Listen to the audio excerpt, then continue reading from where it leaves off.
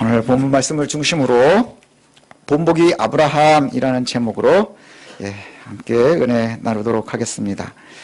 로마의 유대인 성도들이 율법을 강조하면서 교회에 분란이 일어났다고 말씀을 드렸습니다. 그래서 바울이 복음에 대해서 차근차근 설명하는 사신이 바로 오늘 로마서라고도 이야기했죠. 유대인 성도들이 자신이 유대인이라는 것을, 그리고 그 근거가 할례와 율법에 있다라고 주장을 하면서 이방인 성도들에게도 율법과 할례의 구원에 대해서 이야기를 하면서 이것이 굉장히 문제가 됐다 그랬죠. 그러나 바울은 율법으로 구원을 받는 사람도 없고 의인은 오직 믿음으로 말미암아 사는 것이다 라고 아주 강하게 이야기하고 있습니다. 인종의 유대인이 아니라 이면의 유대인, 육신의 할례가 아니라 마음의 할례라, 이렇게 이야기한다고 그랬었죠. 그래서 우리 지난 시간에도 살폈었던 것처럼 유대인의 의로움은 뭐라 그랬었죠? 유대인이 뭐가 이로운 거예요? 말씀을 맡았기 때문이라 이랬습니다. 말씀을 맡았다. 그것은 단순하게 소유하고 있다, 내가 가졌다, 받았다가 아니라 신뢰하고 믿는 데 있다 그랬어요. 믿음에 있다, 이렇게 이야기했습니다.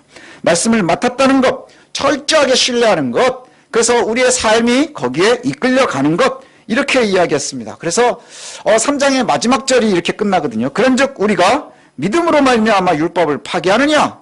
그럴 수 없느니라. 도리어 율법을 굳게 세우느니라, 이렇게 말씀하거든요. 율법이 마음에 새기는 거고 그 다음에 할례도 마음에 하는 거라며, 그런데 율법을 더 굳게 세운다고? 이것도 무슨 얘기지? 이렇게 우리가 생각할 수 있는데, 성도들이 아주 진지하게, 우리가, 저와 여러분들이 예수 믿는 사람들이니까 진지하게 고민해야 되는 것이 있습니다. 진지하게 고민해야 되는 건 뭐냐? 우리가 오랜 세월 동안 오해하고 있었던 것이 있다는 거예요. 유대인들이 율법과 할례를 가지고서 오해했던 것처럼, 한국의 교회 성도들도, 그 다음에 개신교회 성도들도 오랫동안 오해하고 있었던 것이 있는데, 그게 뭐냐? 말로 내가 믿습니다라고만 하면 그걸로 끝났다고 자꾸 얘기하는 거예요. 내가 교회 다니는 것, 너 예수 믿는다고 얘기해. 됐어, 넌 구원받은 거야 라고 얘기한다는 것이죠. 근데 여기에 우리가 조심해야 되는 부분이 있어요. 뭐냐? 믿음으로 구원을 받는다는 것은 완전히 율법을 거부하는 걸 얘기하는 게 아니라는 거예요. 율법을 거부하는 게 얘기 아니라 예수님을 믿는다고 입술로 고백하는 것이 모든 게 완성이 되는 게 아니라, 그렇게만 생각한다는 건 좀 오산이라는 거예요. 예수님을 믿는다면 우선 의롭다 인정은 받아요. 그게 칭의라고 합니다. 내가 예수를 믿습니다. 그러니 주께서 그래 넌 이제 의롭다라고 여겨주시는 거예요. 의례가 의로워진 게 아니라 그래 넌 의로운 거야, 넌 의로운 사람이야 라고 인정을 해주신 거예요. 그럼 이제 뭐가 따라와야 되는 거예요? 진짜로 우리가 의로워져야 되는 거예요. 그래서 우리가 의로워지는 삶을 살아갑니다. 이걸 바로 성화라고 하는 거예요. 구원에까지 이르러 가는 것, 그것을 갖다 성화, 믿음의 행동을 이야기합니다. 행위를 얘기하면, 행동을 이야기하면 행위구원 얘기하는 거냐, 이래서 굉장히들 이렇게 알러지 반응을 일으키기도 합니다. 행위로 구원받을 수 없습니다. 그건 분명하죠. 행동으로는 절대로 구원받을 수 없습니다. 오늘 본문이 그것을 이야기하고 있어요. 그러나 또 성경은 절대로 행위를 무시하지도 않습니다. 우리가 꼭 기억하셔야 돼요. 믿음의 증거로 행위는 반드시 뒤따라와야 한다는 것이죠. 오늘 본보기로 나오는 사람이 바로 아브라함입니다. 아브라함. 다 알죠? 아브라함. 믿음의 조상. 믿음의 조상 아브라함은 7명의 아들이 있었고요. 그 중에 하나 키가 크고요. 나머지는 작대요. 뭐 이런. 유대인들이 자기들의 조상이라고 주장하는 사람입니다. 믿음의 조상 아브라함, 이삭의 아버지. 그래서 아브라함이 자신들의 조상이고 우리는 선택받은 백성이고 이것이 유대인의 하나님께서 우리에게 주신 최고의 약속이다라고 이야기합니다. 그게 바로 유대인들의 주장이죠. 그런 3장 29절에 보니까 이미 하나님은 유대인만의 하나님이 아니라 진실로 이방인의 하나님도 되신다라고 분명히 이야기하고 있어요.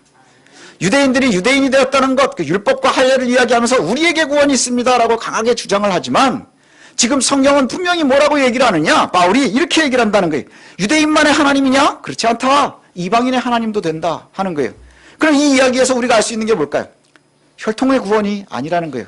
아브라함이 혈통의 조상이 아니라는 것이죠. 아브라함이 믿음의 조상이라는 것은 누구도 반대하거나 이의를 제기하지 않아요. 그러나 그 아브라함이 어떤 사람인가는 우리가 좀 잘 봐야 됩니다.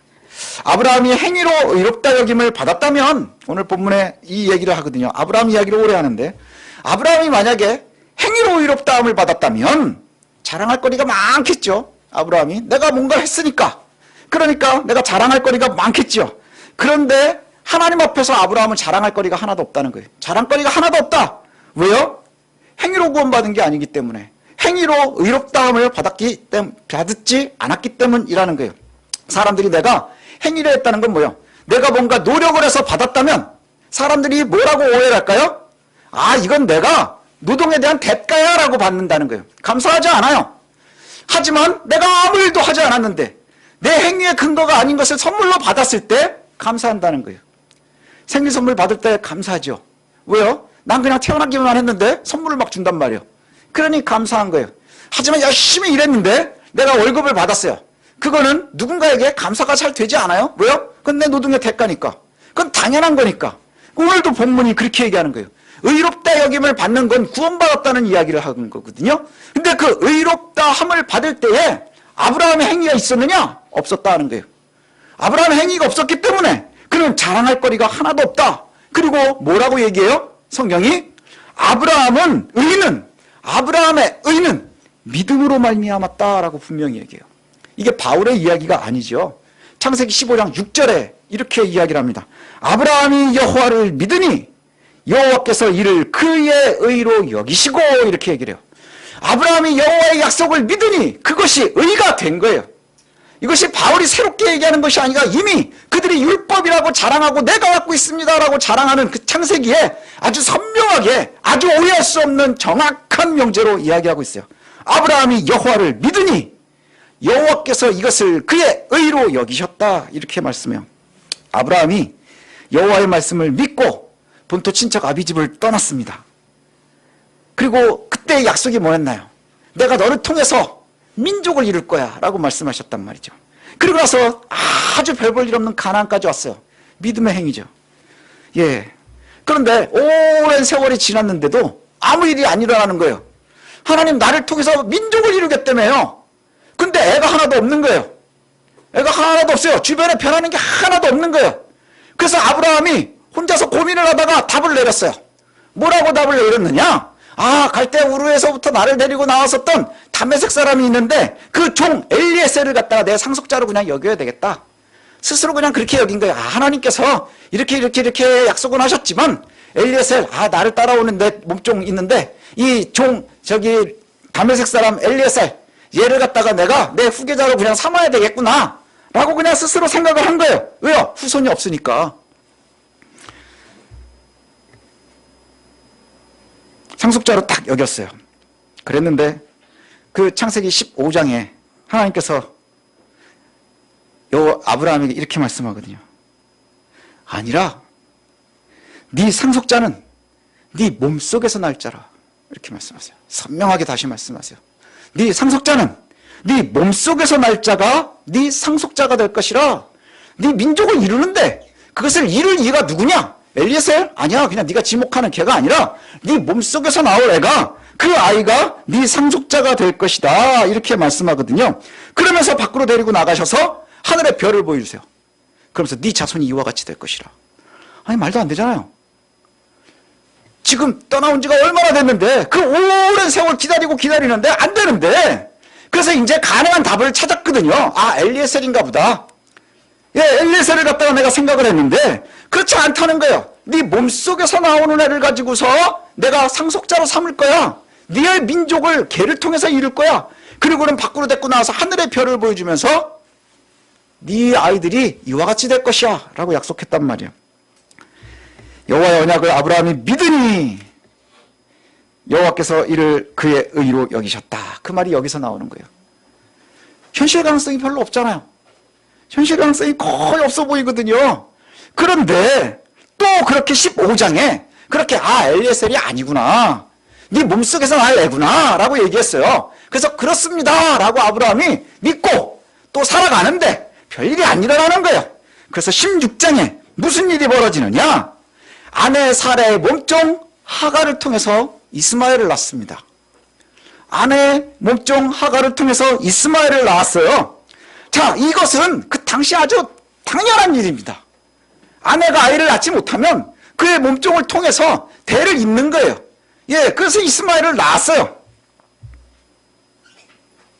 그런데 17장에 넘어가니까 15장에 그렇게 약속을 하고 16장에 이스마엘을 낳고 17장으로 다시 넘어가니까 99세가 됐어요. 아브라함이. 99세가 됐는데 하나님께서 다시 또 약속을 주시는 거예요.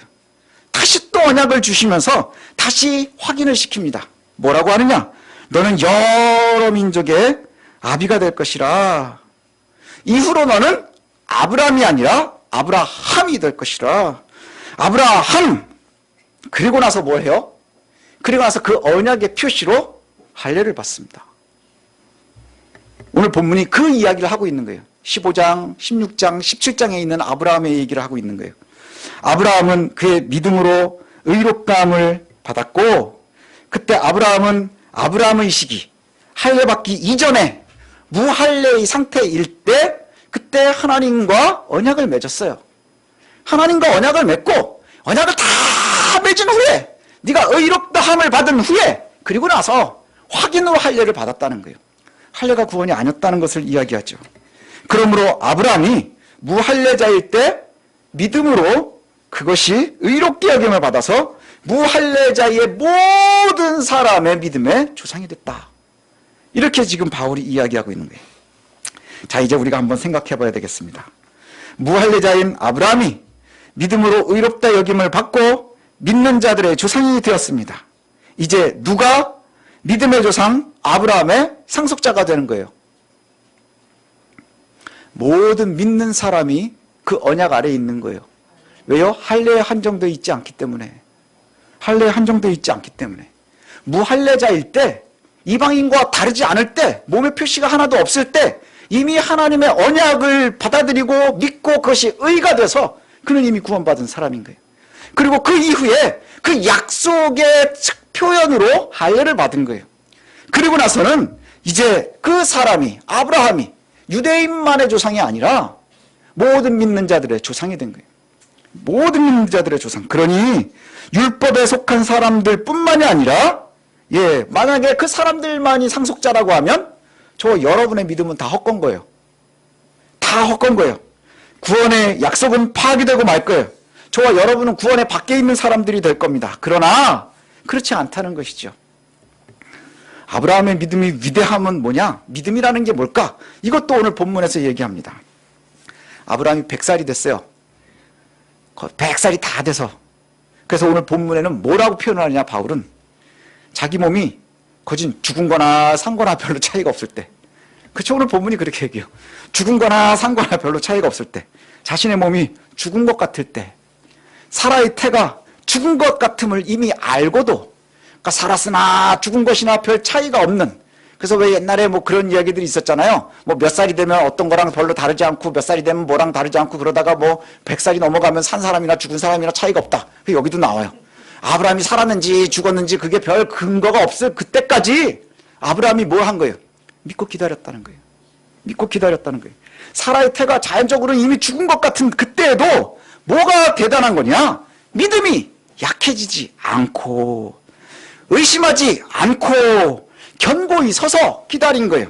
오늘 18절에 보면 그렇게 얘기하거든요. 본문 18절부터 다시 아브라함의 위대함을 다시 읽어볼게요. 18절. 아브라함이 바랄 수 없는 중에 바라고 믿었으니 이는 내 후손이 이와 같으리라 하신 말씀대로 많은 민족의 조상이 되게 하려 하심이라. 이것 때문에 우리도 구원의 자손이 되는 거예요. 그가 100세나 되어 자기 몸이 죽은 것 같고 죽었는지 살았는지 사라의 태가 죽은 것 같음을 알고도 현실적으로 뭐 하는 거예요? 불가능하다는 얘기예요. 더 이상 소망이 없다는 거예요. 그 속에서도 그가 믿음이 약해지지 않고 또 20절에 믿음이 없어 하나님의 약속을 의심하지 않고 믿음을 의심하지 않고 또 믿음으로 더 견고해져서 하나님께 영광을 돌리며 약속하신 그것을 또한 능히 이루실 것을 확신하며 그러므로 그것이 그에게 의로 여겨졌다. 믿어 구원을 받는다는 게 뭡니까? 믿어서 구원받는다는 게 뭐예요? 현실 가능한 걸 믿는 건 믿음이라고 하지 않아요. 그냥 아는 거예요. 오늘 아브라함이 하나님의 약속을 받고 믿고 기다리는데 불가능에 더 가까워지는 거예요. 점점 나는 살았는지 죽었는지 알 수 없고 사라의 태도 닫혔는지 문이 열려있는지도 알 수도 없고 더 이상 바랄 수도 없고 기대할 수도 없는데 그 순간순간에도 믿음을 놓치지 않고 있는 것, 그게 그의 의였다는 거예요. 믿음이 약해지지 않았다는 것, 이것이 그의 의였다는 거예요. 이게 믿음입니다. 우리가 믿음으로 구원에 이른다고 하는 그 믿음이요, 바로 여기에 있는 거예요. 불가능에 가까워 보이는데 거의 죽고 태도 다 바치고 상식을 떠나고 자연 법칙도 떠나고 가능성도 없고 더 바랄 수 없는데 약해지지 않고 의심하지 않고 신뢰하고 기다리는 것. 아브라함도 중간중간에 많이 흔들렸어요. 그래서 엘리에셀을 갖다 상속자로 삼아야 되겠다. 아주 자연스러운 방법이에요. 아, 내가 후계자가 지금 이제 우리 사라는 안 되니까 그 목종 하가를 통해 가지고 대를 이어야 되겠다. 그 당시에 아주 자연스러운 방법입니다. 아주 자연스럽고요. 가장 상식적인 방법이에요. 그러나 그것이 다 잘못된 길인 걸 알고 결국은 그도 행위를 통해서 해결하려고 할 때는 하나님께서 뭐라 그러세요? 아니라 거절하시는 거예요. 결국 행위로는 의를 이룰 수 없는 겁니다. 불가능한 상태. 불가능한 상태에 몰린 아브라함은 하나님의 약속을 의심하지 않고 믿음으로 견고하게 섭니다. 제가 올해 제일 많이 했었던 말이 그런 것 같아요. 용기가 필요하다. 믿음은 용기다. 그죠? 믿음은 용기다. 견고하게 선다고 하는 것, 이거 되게 중요한 거예요. 왜 믿음의 용기가 필요할까요? 의롭다 여김을 받은 아브라함의 모습을 보면 왜 용기가 필요한지, 왜 철저한 신뢰가 필요한지를 우리가 알 수 있어요. 주변에 변하는 게 하나도 없는데, 되는 게 하나도 없는데, 제가 여기서 개척해가지고 목회를 15년을 했거든요. 15년을 하면서 제가 한 가지 딱 놓고 목회를 했습니다. 뭐냐? 정직하게 하자. 하나님 앞에서 정직한 것이 중요하다. 근데 참 힘들 때가 많았어요. 힘들 때가 많았어요. 말은 잘 못하지만, 고해성사 받는 신부들만 말 못하는 게 아니고요. 목사도 말을 못합니다. 근데 되게 힘들 때가 많아요. 그래서 이제 정직하려고 하면 오해를 많이 받습니다. 오해를 받을 때도 있어요. 어떤 사람들은 너 뭐 그렇게 잘났느냐라고 얘기하기도 하고, 어떤 사람들은 그걸 이용해서 배신하기도 하고, 어떤 사람들은 또 저를 보면서 되게 안쓰러워하기도 하고 한심스러워하기도 하고, 또 어떤 사람들은 제가 보기엔 별 볼 일 없는 사람인데 안 정직해 보이는데 저를 갖다가 권면하려고도 들고, 뭐 이런 일들이 15년 동안 끊임없이 있었습니다. 왜 그럴까? 그랬더니 그들이 보기에 저는 죽었는지 살았는지 알 수 없는 것 같았던 것 같아요. 태가 닫혀있는 사라의 몸과 같아 보였을지도 모르겠습니다. 더 힘들게 하는 건 뭐냐 하면, 저는 좀 이렇게 잘해보려고 하는데 보면 빠른 사람들이 더 잘 되는 것 같아요. 여러분들도 그런 거 느끼지 않아요? 약삭 빠른 사람들이 잘 되는 것 같고, 약간 편법하고 이렇게 같이 이렇게 휩쓸려가는 사람이 더 잘 되는 것 같고, 또 약간 악을과 타협을 하는 게 조금 더 수월하게 세상을 사는 것 같고, 그렇단 말이죠. 근데 오늘 본문이 우리에게 선명하게 얘기합니다. 아니라. 바랄 수 없는 중에 바라는 것, 견딜 수 없는 중에 견디는 것, 용기 있게 버티는 것, 그게 우리를 의롭게 하는 믿음이라는 거예요. 그게 믿음이라는 것이죠. 이 믿음으로 아브라함은 의롭다 함을 받았습니다. 아브라함은 믿음으로 의롭다 함을 받았고, 그 결과가 이삭인 거예요. 그때 버틴 그 결과가 바로 이삭인 거예요. 믿음의 후손 이삭인 거예요. 23절, 24절 제가 다시 읽어보겠습니다. 그에게 의로 여겨졌다 기록된 것은 아브라함만 위한 것이 아니요 의로 여기심을 받은 우리도 위함이니, 이것이 이제 우리에게는 위로와지는 거예요. 의로 여기심을 받는 우리도 위함이니 곧 예수 우리 주를 죽은 자 가운데서 살리신 이를 믿는 자니라. 이 믿음으로 우리도 구원에 이르는 거예요. 예. 믿음으로 이롭게 되는 것은 아브라함만이 아니고요, 저와 여러분에게도 동일하게 적용되는 거예요. 동일하게. 기원전 그 옛날의 이야기가 아니라 2022년 12월 연말을 살아가고 있는 저와 여러분에게도 동일하게 적용되는 이야기라는 거예요. 바랄 수 없는 것을 바라는데 지치지 않고 견디지 않고 버텨내는 것, 사실은 살짝 흔들려요. 우리도 막 그래요. 엘리에셀인가 이스마엘인가 여기저기 기웃거립니다. 그러나 성경이 우리에게 얘기하는 건 뭐예요? 그럼에도 그가 바랄 수 없는 중에 불가능해 보이는 그 상황에 기다리고 지치지 않고 버티는 그 믿음으로 그가 의롭게 여김을 받았고, 그 결과가 하나님의 약속인 거예요. 후계자 이삭이라는 것이죠. 아브라함의 소원은 상속자입니다. 그렇죠? 아브라함의 소원은 상속자였어요.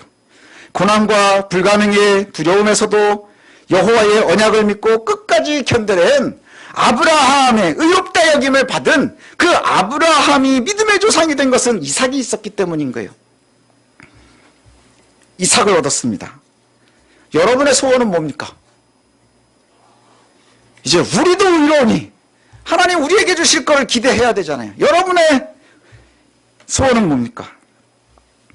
저와 여러분도 아브라함과 같이 믿음으로 의롭다 여김을 받은 사람입니다. 믿음으로 구원받은 사람들이잖아요. 아브라함은 바랄 수 없는 상태, 자신은 100세가 돼서 다 죽어가고 살해 태도 다 막혔고, 그렇지만 하나님의 약속을 놓치지 않고 이것을 믿음이다 라고 인정받고 그가 의롭게 여김을 받았어요. 자, 그럼 이제 여러분, 저와 여러분은 무엇으로 의를 인정받을 겁니까?